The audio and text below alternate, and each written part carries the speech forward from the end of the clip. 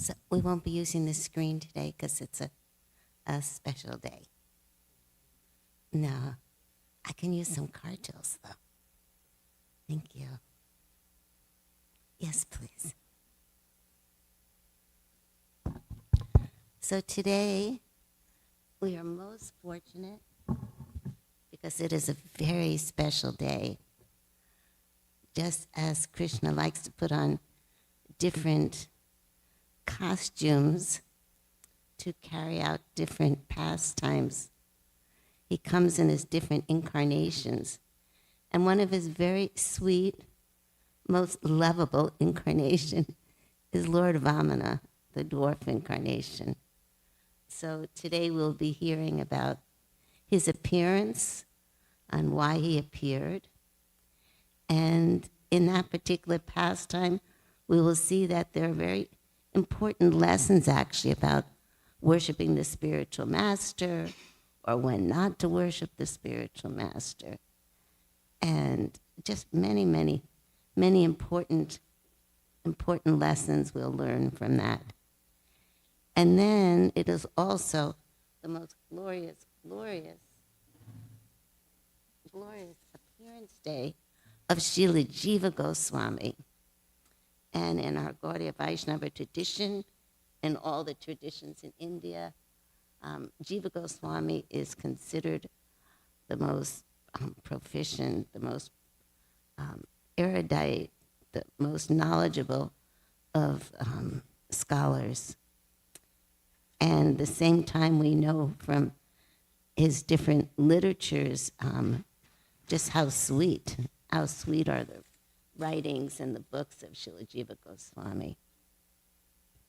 So often when we think of a festival, like having a big feast, we think a feast means just going in the kitchen and making puris, but a feast is also hearing the beautiful pastimes of the Lord and the Lord's devotees. Jaya Radha Madhava Kunja Bihari.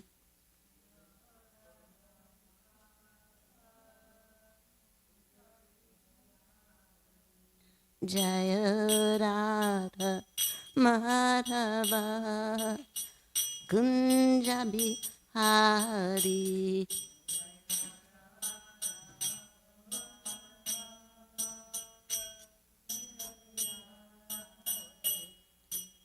Gopijana Vallabha Irivarit Hari.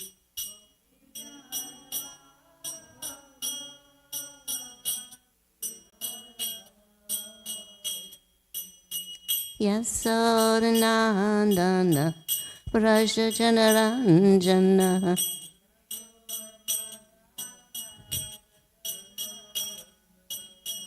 Yasodanandana Prajajanaranjana.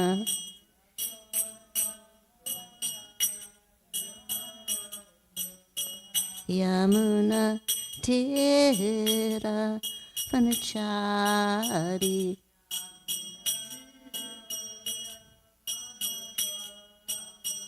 Yamuna Tira Panachari.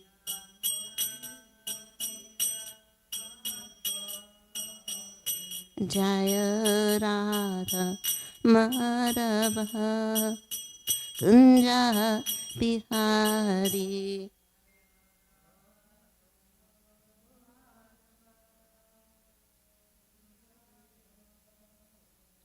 Gopijana Vallabha Irivarit Hari.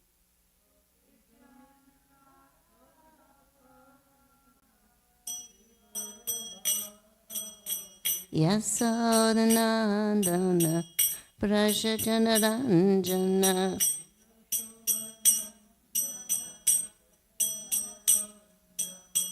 Yamuna Tira Panachari.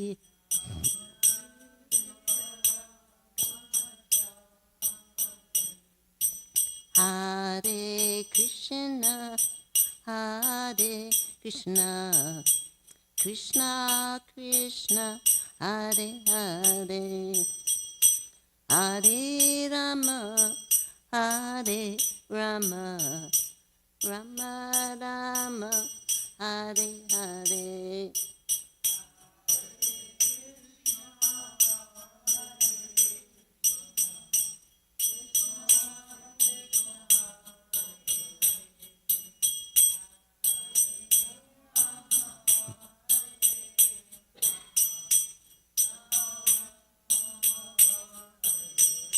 Jaya Prabhupada, Prabhupada, Jaya Prabhupada, Srila Prabhupada.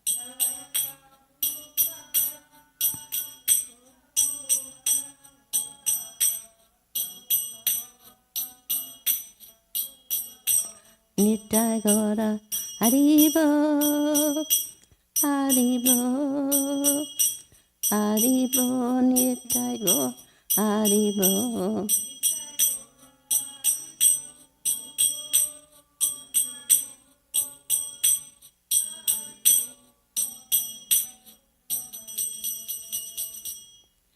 Jayam Vishnupad Paramahamsa Pavagacharya Astotara Satoshi Shima, His Divine Grace A.C. Bhaktivedanta Swami Srila Prabhupada Ki Jai.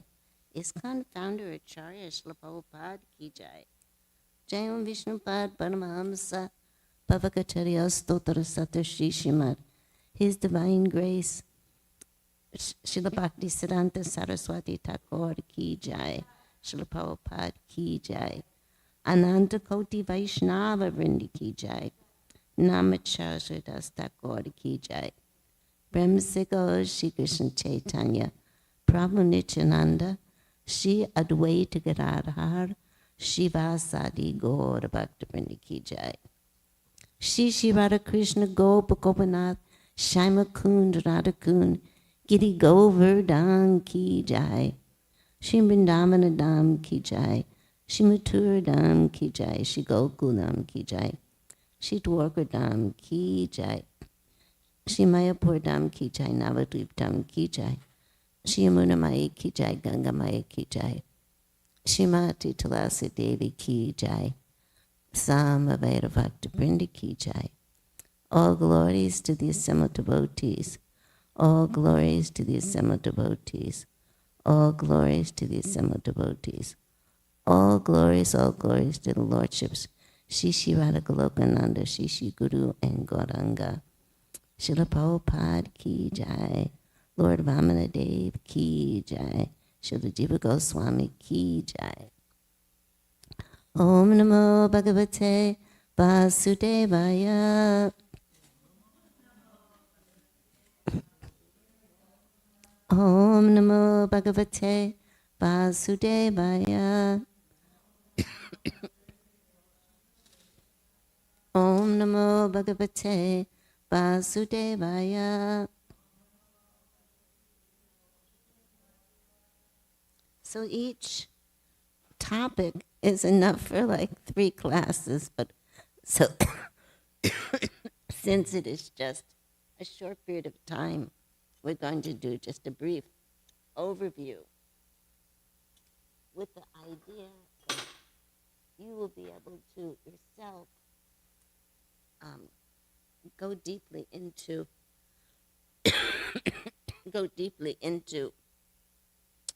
the topic, and I encourage you today to read from Srimad Bhagavatam, 8th canto, and you can start with chapter 18 or before if you want more of the background.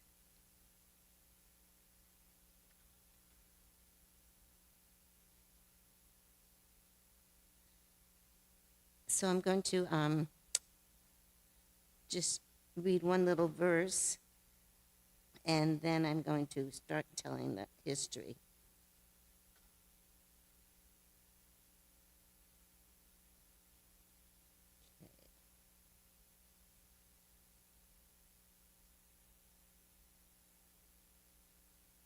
Srimad Bhagavatam 8:18 for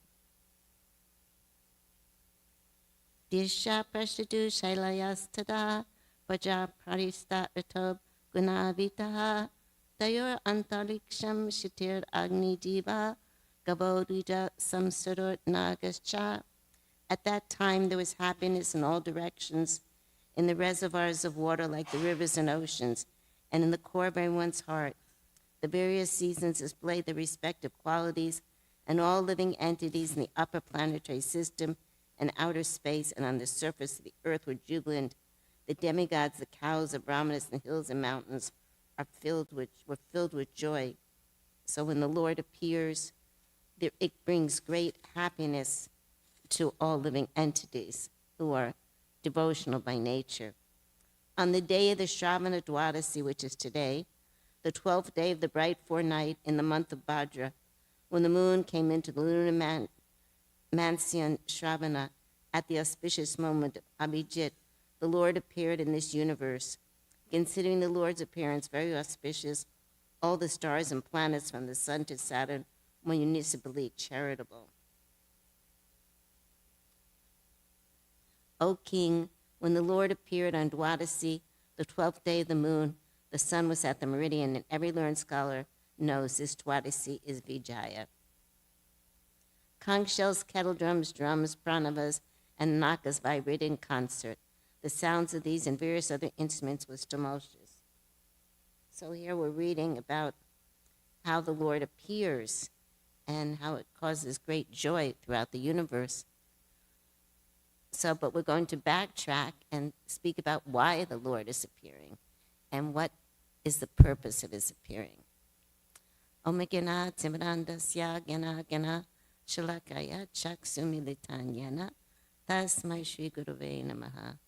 I offer my respects unto my spiritual master, my Diksha Guru, my Shiksha Guru, unto Srila Prabhupada, our founder, Acharya, and all the present Vaishnavas and Vaishnavis. I pray to Srila Prabhupada that the instructions that I received through his purports on this canto will manifest in my heart and able to come out in a way that is understandable to everyone. So I actually relished very much reading this chapter and was focusing on it a lot. So, as we know, Kashyapa Muni was one of the great progenitors. He was actually given the service to create progeny, to be able to fulfill the earth, to fill the earth, fill the universe. And he was given a mantra and a purification to accomplish this by Lord Brahma. So Kashyapa Muni had two wives, Diti and Aditi. So Diti is a mother of the Daitvas. The Daitas are known as the Asuras.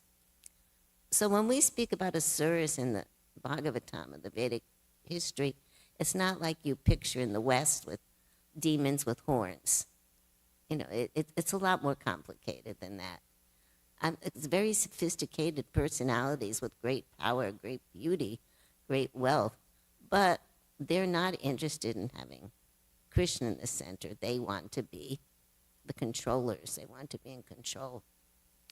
So these Asuras, they are the sons of Aditi. They were created by Diti. And then there's Aditi, who is the mother of the demigods, like Indra and the different demigods. And they're known as Sakama devotees. They worship Lord Vishnu, but they also are attached to family and opulence. And we read about the planet of the heavenly planet, actually, of Indra. We have to be careful not to become attracted to go there. It's quite attractive when you first hear about it. So Aditi is the mother of the demigods, and Diti is the mother of the demons. So we know, just like when you have a Ferris wheel, you know, the Ferris wheel is, you see them in amusement parks. So sometimes one seat is on the top, one seat is on the bottom. So the same way, the modes of material nature are always interacting. when the mode of goodness is prominent, that is favorable for the demigods who live a life of goodness. It's explained that in the heavenly planets, anyone who has envy or lust or anger or greed, they cannot enter into the heavenly planet and enjoy in that area. And those who are in the mode of passion and ignorance, they do well when the mode of passion is prominent. So accordingly, sometimes the mode of ignorance and passion is prominent, and the deities do quite well, and sometimes the mode of goodness is prominent, and during that time the demigods are favored. They do well. So this is like a cycle that is taking place. And it's explained that it's actually a balance. The balance is needed between the demigods and the demons. So sometimes the demons are invading and they're taking over. Sometimes the demigods are getting their position back. So we read in the previous chapters we had been reading a while back, we read about the churning of the ocean of milk and you know, the demigods becoming successful, and at times Parikshit Maharaj is saying, why does, you know, the Lord seem to favor the devotees if he's supposed to be Atmarama? So all these questions come up at different times. So in this particular pastime, we hear about how Bali Maharaj, so who is Bali Maharaj? Bali Maharaj is the grandson of Prahlad Maharaj.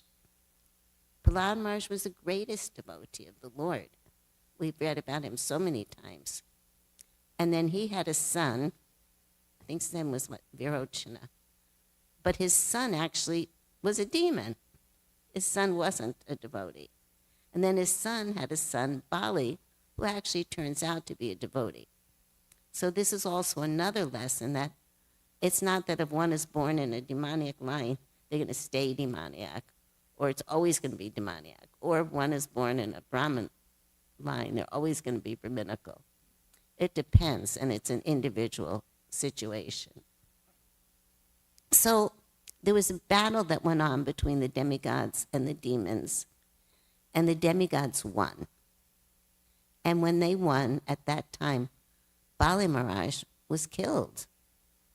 He left his body. He fought very valiantly. He was a great fighter, very beautiful personality, very strong.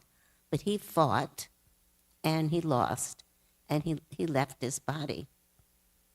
But Sukracharya, who's a Brahmin spiritual master of the demons, Sukracharya, he knew this special mantra and method to bring him back to life. So Sukracharya brings back Bali Maharaj to life. And because he brought him back to life, Bali Maharaj became so grateful to Sukracharya as his spiritual master that he worshipped him very devotedly. And he pleased him in so many ways. So it is explained in the Vedic literature, and this is an important point for us, not that we should use it for getting material gain, but to understand how we could approach the Supreme Lord, is that if one serves a spiritual master with great faith and devotion and pleases his spiritual master, then all success is there. So Bali Maharaj, he was serving not only Sukracharya, he was serving all the Brahmins, and he was performing all different sacrifices, and he became very, very strong and very beautiful, very powerful. And how did he become strong? He didn't become strong on his own. He didn't become powerful on his own. He became strong and powerful because of the blessings of the Brahmanas, because of the blessing of his spiritual master. So then, when it was time for him to go to battle, he went in a beautiful golden chariot that had been given to him. He was decorated with a garland that would never fade, and so many different gifts were given, and he put on his protective armor, and he entered into his chariot. And he was headed for heaven. Meanwhile, Indra and the other demigods, they could see Bali Maharaj has been given his life back by Sukacharya. And he's become empowered. You know, what's going on?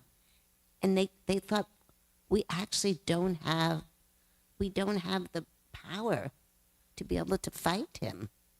You know, they couldn't figure it out, but we know if we try to confront him that we're going to lose. They were very concerned. They saw the signs. So instead of taking him head on, like sometimes we see something coming, we get signs, and we just go head on. No, they were like, let's analyze this situation. Let's see what's going on. So then they went to their spiritual master, Brihaspati, and they were like, what's going on? We see Bali Maharaj has these great powers. He's got this whole army with him. He's coming to take over the heavenly kingdom. I don't know if we have the backup. I don't know if we could win this at this time. Brihaspati said he has become empowered by the Brahmanas, the Brahmana Tejas. He's become empowered. It's not his own power. There's no way you can win anything. You know, it's better that you just retreat. You should retreat now and go into hiding. You can make yourself invisible. Go into hiding, retreat now, and when the time is right, you could come back. How will the time be right? He said, because there will come a time when he offends his spiritual master, and he will lose all strength.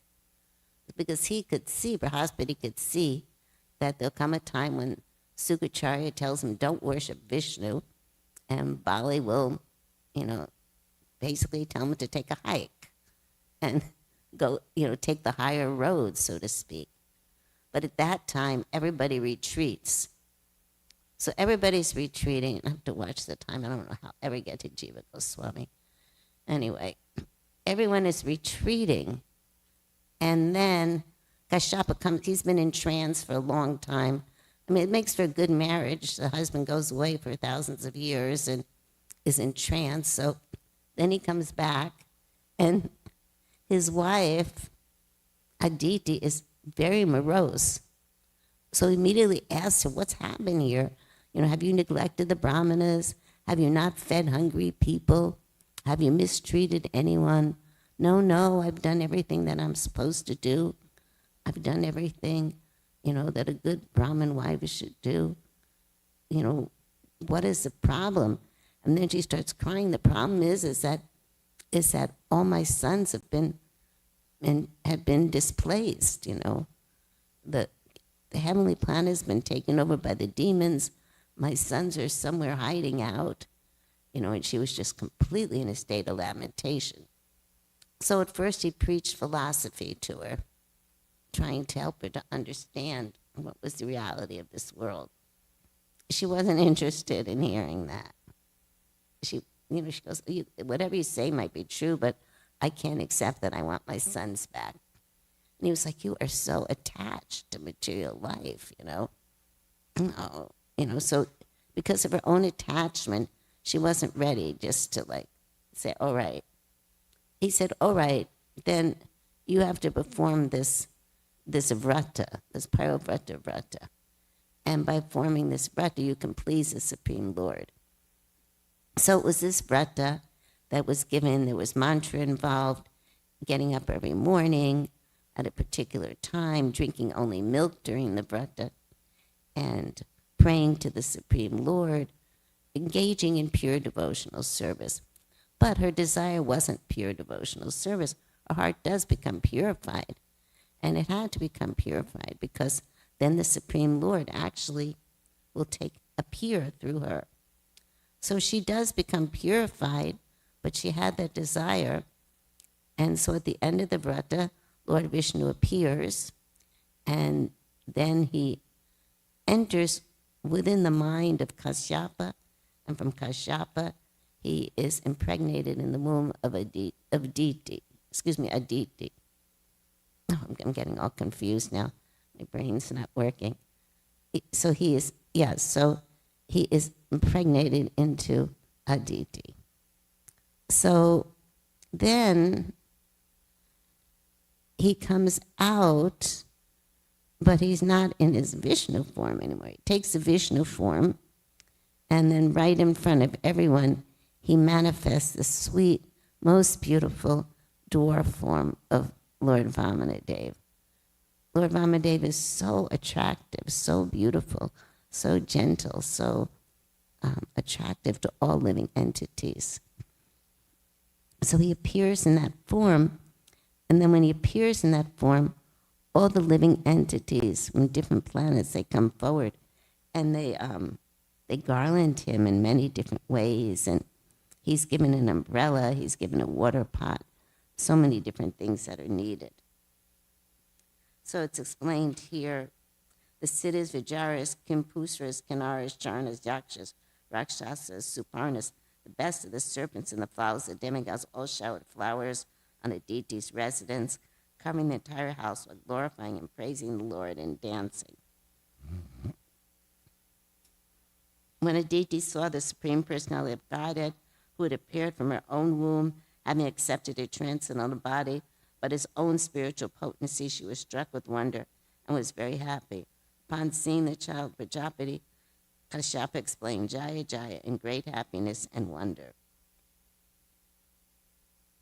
The Lord appeared in his original form with ornaments and weapons in his hands.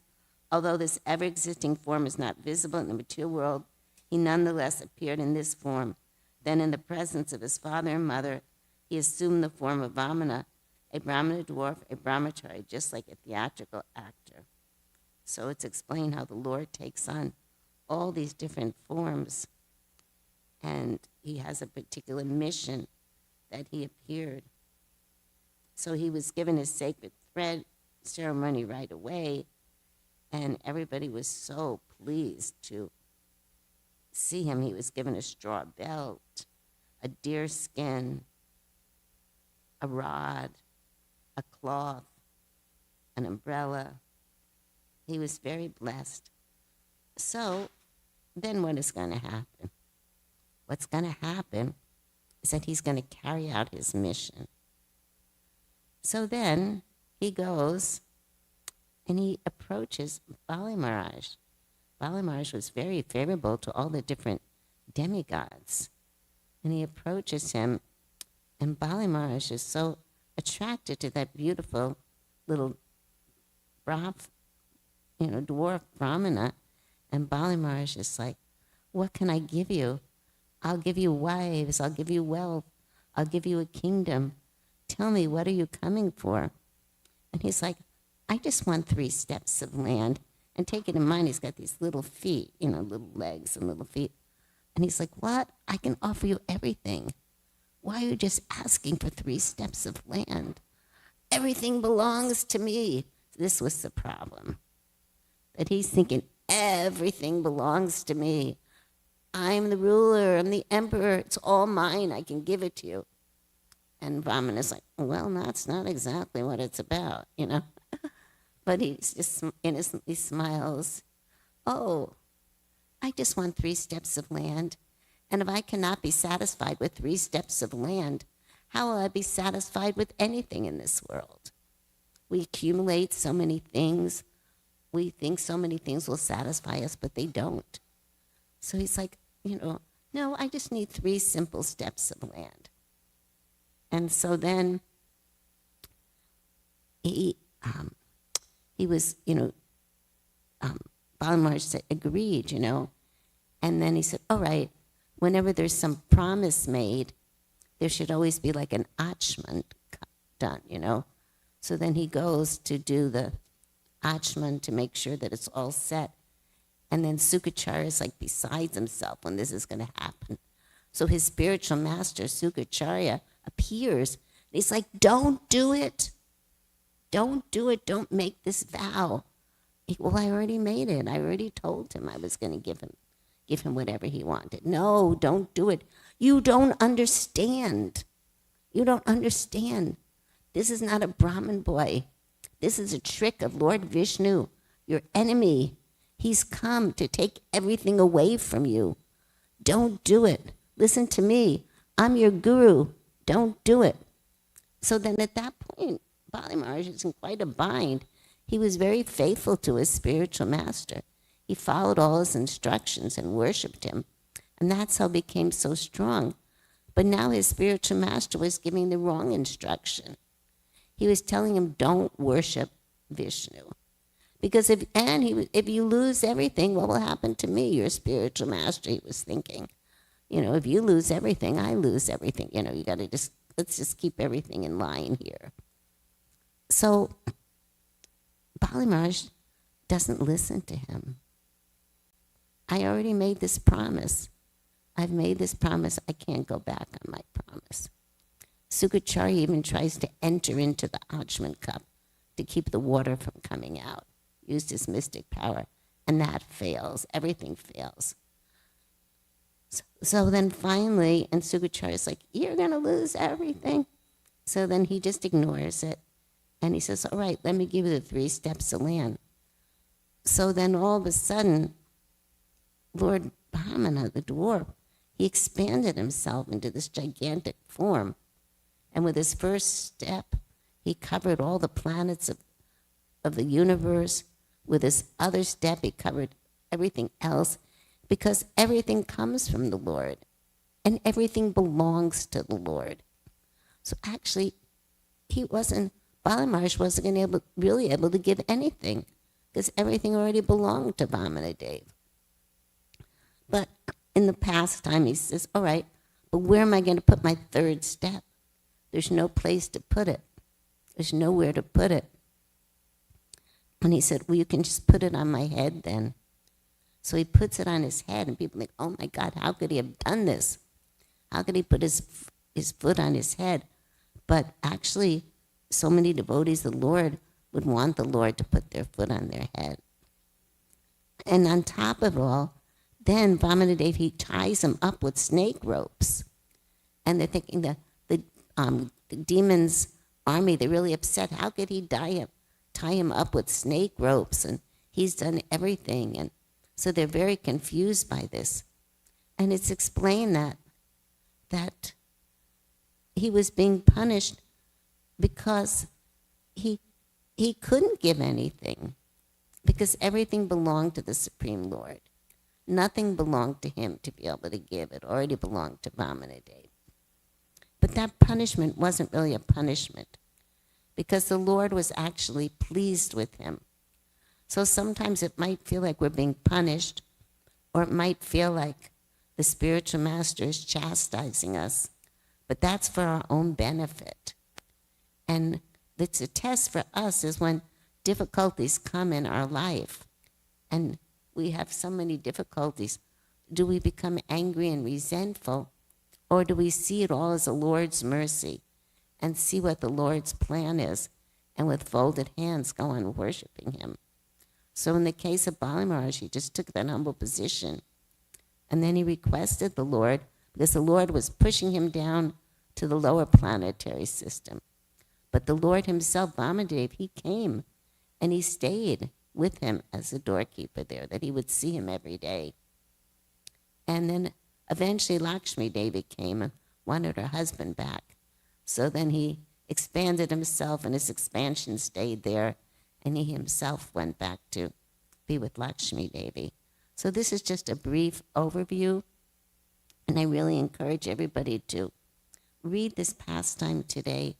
And there's so many different intricacies and so many different lessons that we could learn about pleasing the spiritual master and the brahmanas, and also about when one has to give up association that takes one away from actually worshiping Vishnu.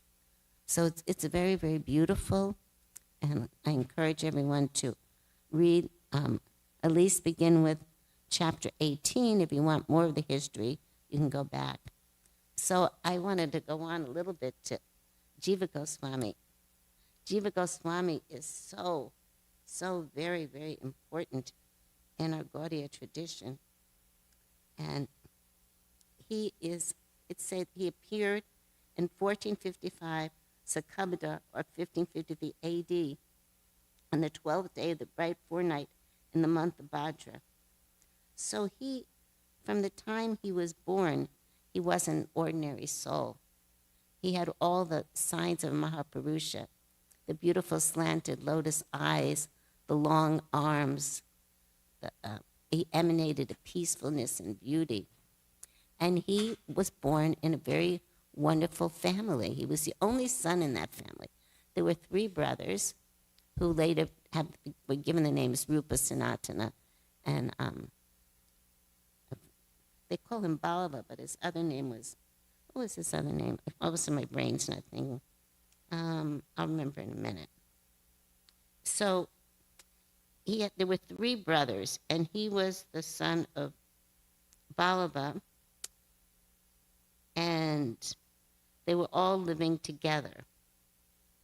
So more and more the brothers were desiring to have the association of Lord Chaitanya Mahaprabhu. They'd heard about him. They were so much wanting his association. But they were all involved in serving the Muslim governor. And they were forced to do that in order to protect the rest of the Brahmanas.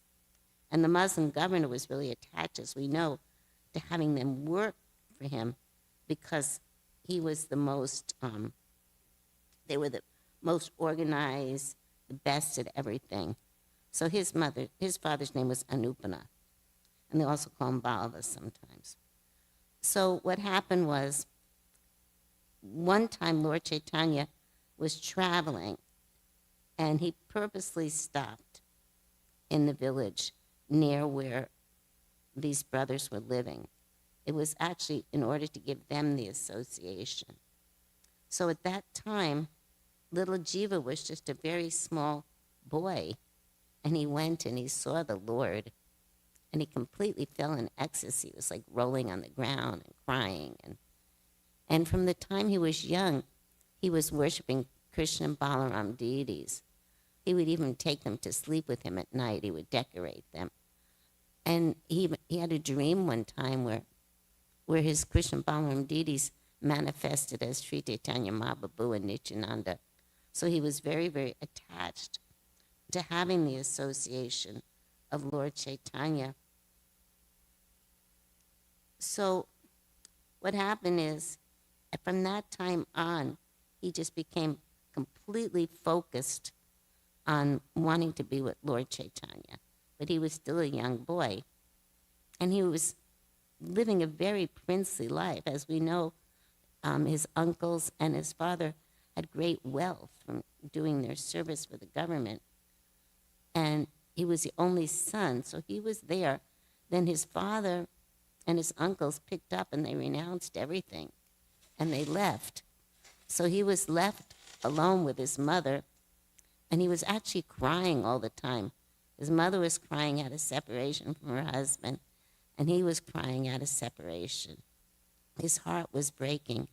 But this was Lord Chaitanya's plan, because meanwhile, he was being sent to the best schools, and he was learning grammar and rhetoric and very, very well educated, because he was meant to be actually to carry forward the Vaishnava tradition. He was meant to be the most well-known scholar, which he still is today, and to write many, many, many books. So then he heard that Nityananda was nearby, and he was feeling so much separation that he got permission, and he went to see Nityananda in Navadvip. And Nityananda had actually been somewhere else in Karadba, but when he knew that Jiva was coming, he came back to be able to be with him. So when Nityananda saw him, he just picked him up and embraced him, and he was in ecstasy being with Nityananda. And then Nityananda took him around Navadvip and introduced him to all the residents of Navadvip, Mother Sachi and Ishana, everyone. And at that time, Sri Chaitanya Mahaprabhu had already left the planet. So it was very, very intense. And he really took shelter of Nityananda. And Nityananda was so merciful to him. And then he took him all over Navadvip Dham, to the different 9 islands. If you have never done full Navadvip Dham Parikram, find someone that you can do it with and visit all the different islands, one after another, and hear the Lord's pastimes there. So, so beautiful. The places where all these personalities were living and are still living. So then he wanted to stay. I want to stay with you, Nityananda. He said, no, you have some service to perform. You should go to Vrindavan and be with your uncles. And at that time, like I said, his father had already passed away, so he was heartbroken. Go and be with your uncles. It's very important. You have a mission. But before that, I want you to go to Benares. In Benares, that's where the impersonalists are. But that was where the head of all the Vedic knowledge was. So Sarvabhauma Bhattacharya had been instructed personally by Sri Chaitanya Mahaprabhu in Vedanta. And he had one disciple, Sri Madhusudan Vachapati, who had heard the conclusions of Vedanta as were in Srimad Bhagavatam by Sri Chaitanya Mahaprabhu in Puri. So he had been taught by the Bhattacharya. So Jiva Goswami was sent to study with him so that he can master these conclusions for him. And eventually he would write the different so many commentaries in the Srimad Bhagavatam, because people would say that we don't have commentaries. So he wrote all those different commentaries. Then he did go to Vrindavan and he joined his uncles there. So he wrote many different literatures. There's a wonderful pastime when Sanatana Rupa Goswami sends him away, but I want to read about his literatures first. So Harinam Rita Viktana, Sutra Malika, Rasamrita Shesha, Gopal Vridavali, Shri Madhava Mahotsava, Shri Sankalpa Kalpa Vriksha, Brahma Samhita Tika, Bhaktirasmita Sindhu Tika, Ujjala Nilamani Tika, Gopal Champu, Sat Sandarbha, Tattva Sandarbha, Bhagavat Sandarbha, Paramatma Sandarbha, Krishna Sambandha, Bhakti Sandarbha, Priti Sandarbha, Srimad Bhagavatam Tika, Krama Sandarbha, Lago Vaishnavi Toshini, 10th Canto Bhagavatam Commentary, Sarva Sabadina Commentary on Sat Sandarbha, Gopal Tapini Tika, Sri Sukha Bodhini, Padma Parasta Yoga Sastrota Tika, Gayatri Vyakta Vivrita, Radha Krishna Chandra Chandika, Dhatu Sangra, Bhavata Suchata Champu. And this is just like a brief, really, really brief summary of the things that he wrote. And there was one story one time when there was one Ballavachari, he came, and his spiritual master, Rupa Goswami, was writing at that time, and he said to him, oh, you can read my work and let me know if there's any faults in it. And young Jiva was thinking, there cannot be any faults in what my guru has done, you know. And so he read the work, and then he found something he thought was a fault. And later Jiva Goswami saw him, and he mentioned him, no, actually, this meant this. And Ballavachari was very happy to hear this, his explanation. So when he went to see Shri Rupa Goswami, oh, you have a very intelligent disciple. I met him by the river. But Rupa Goswami could understand what had happened. And then he told him, you know, you committed an offense towards a senior Vaishnava. You have no way that you could have, no way that you should have instructed him. So this is very important to us, that sometimes there's things we don't understand, but it's not our position to instruct those that are senior to us and think that we know better. But he was also thinking he didn't want to see his spiritual master, you know, mistreated. So he really didn't do anything wrong. He didn't do anything wrong, but to set an example for us, he was banished, then he performed all these austerities. Then Sanatana Goswami found him, and he brought him back. He told Rupa, you forgot Jiva Doi, be kind to Jiva. So in both of these pastimes, we see when the spiritual master is pleased and when he's not. So these are all pure devotees. It's just to teach us lessons. Like in the case of Bali Maharaj, there was really nothing that he could give, you know, because everything belonged to the Supreme Lord. So he didn't carry out his promise because he couldn't, And he had the right to reject his spiritual master who was taking him away from the Lord. And in this case, Jiva Goswami, he had the right to defend his spiritual master. But all these are given to us as different lessons so that we can learn about the importance of Vaishnava etiquette.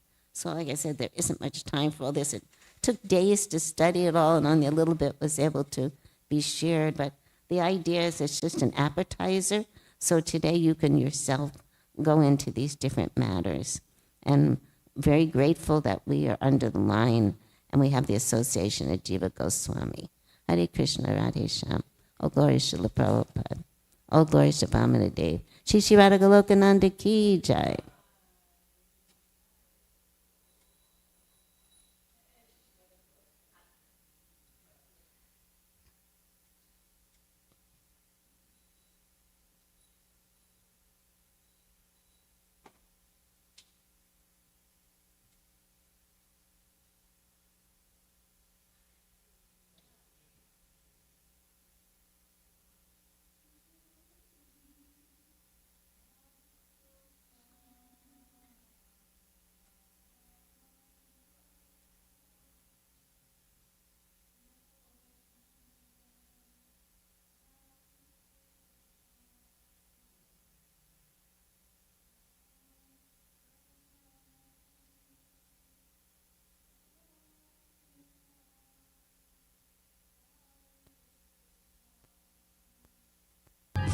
Govindam Adipurusham Tamaham Bhajami.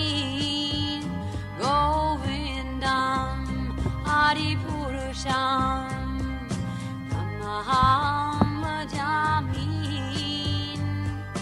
Govindam Adipurusham Tamaham Bhajami. Enam Kanvanta Maravindanalayatasham Varhavatam Samasitam Buddhasundarangam Kandar Agom Vidamaniya Vishesha Shobham. Govindam Adipurusham Tamaham Bhajami. Govindam Adipurusham Tamaham Bhajami. Govindam Adipurusham Tamaham Bhajami. Angani Yasa Sakalem Priya Priti Manti Vasyan Dipan Dikayanti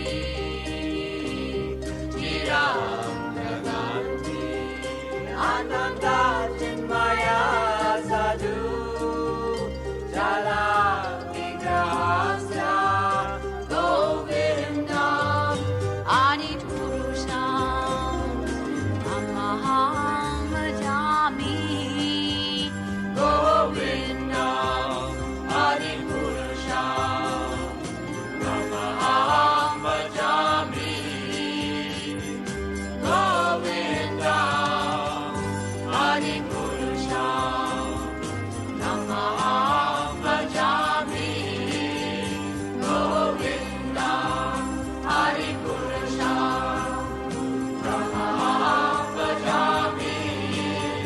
Govindam Adipurusham Tamaham Bhajami. Govindam Adipurusham.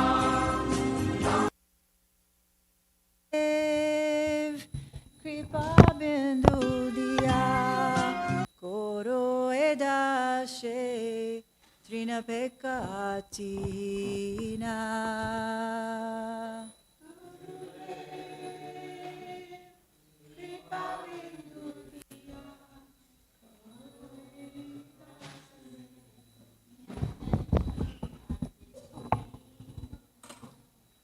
Sakala sahane baladia koro nijamane srihahina. Sakala sahane baladia koro nijamane srihahina. Gurudev Sakala samana korite shakati tehonata jata jata. Sakala samana korite shakati tehonata jata jata. Tabe toga ibo harinama suke haparada habe hata. Tabe toga ibo harinama suke haparada habe hata. Gurudev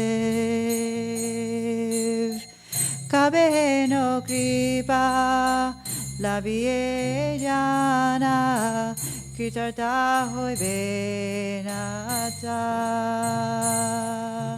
Kabe no kripa labie jana kritarta hoy benata. Shakti Purina Miyachidina Koromore Atma Sata. Shakti Purina Miyachidina Koromore Atma Sata. Gurudev Yogyata vichare ichu nahi pai tomara karuna sara. Yogyata vichare ichu nahi pai tomara karuna sara. Karuna na hoile kandiya kandiya prananara kivo ara. Karuna na hoile kandiya kandiya prananara kivo ara. Karuna na hoile kandiya kandiya prananara kivo ara. Karuna na hoile kandiya kandiya prananara kivo ara. Gurudev kripa bindu diya koro edashe trina pekka atihina.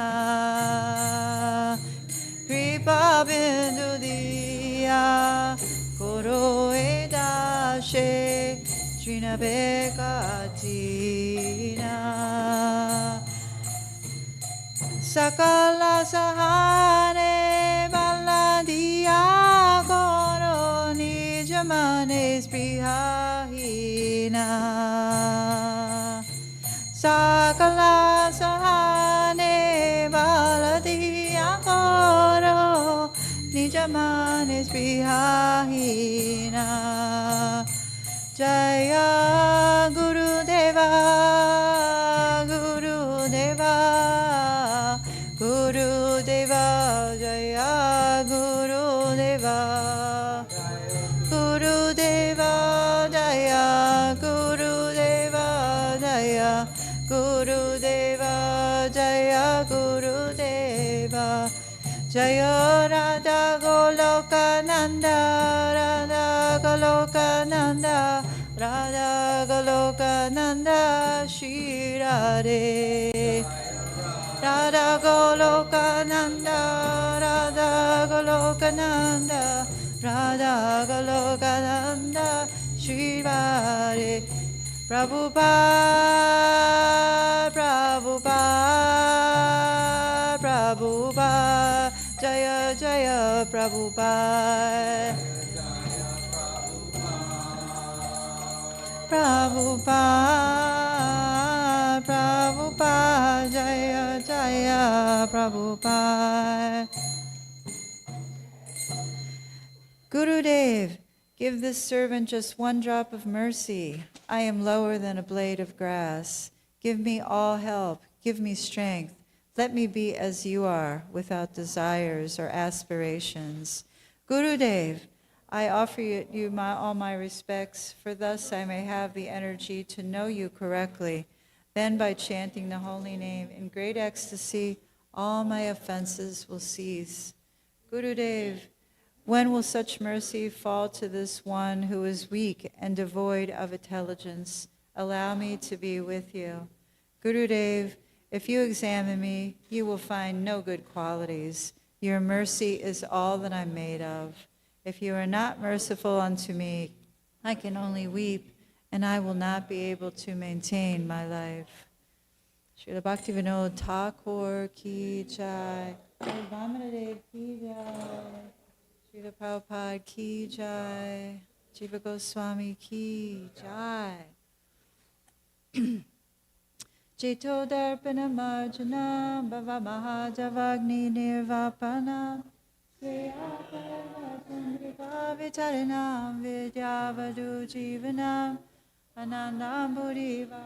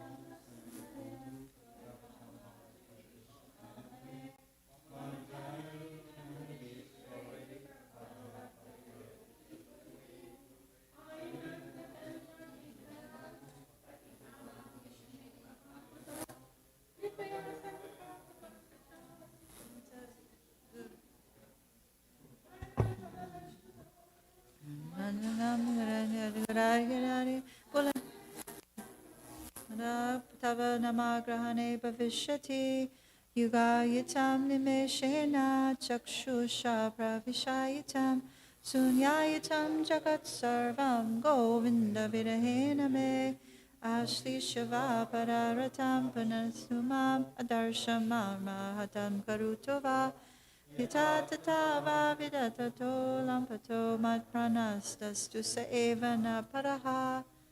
Victory to the Sri Krishna Sankirtan, which cleanses the heart of all dust of accumulated lives and extinguishes the fire of conditional life, of repeated birth and death.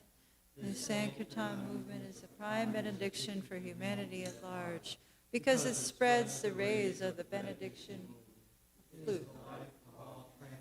Knowledge. It increases the ocean of transcendental bliss. It enables us to really taste the nectar for which we are always anxious.